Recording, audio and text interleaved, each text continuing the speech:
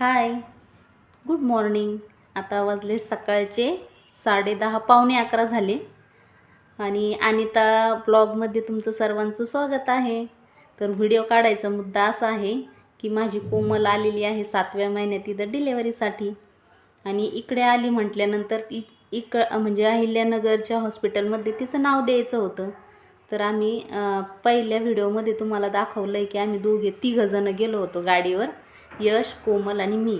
तर गाडीवर काही एवढे जण बसत नव्हते, कारण कोमल मी आता सारख्याच झालो त्याच्यामुळे गाडीवर काय बसत नव्हतं. मग आम्ही येताना रिक्षा करून आलो आहे.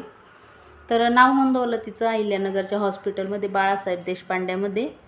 तर नाव नोंदवल्यानंतर आता म्हणजे फर्स्ट टाईम गेलो तेव्हा ते काय म्हणले, पहिलं रक्तलघवी तपासावं लागेल.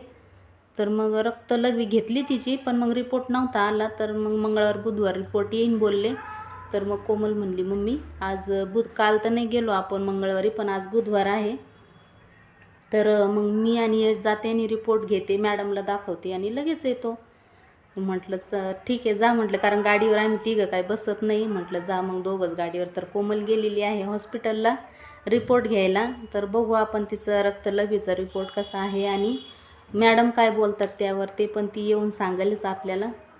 आणि आता 7वा महिना चालू आहे म्हटल्यानंतर 8वा आणि 9वा, म्हणजे तिला आता 15 तारखेला 8वा महिना लागणारच आहे. आणि मग 9वा, 2 महिने कसे जाईन कोमलचे काय माहिती बाबा, देवाला माहिती. तर चला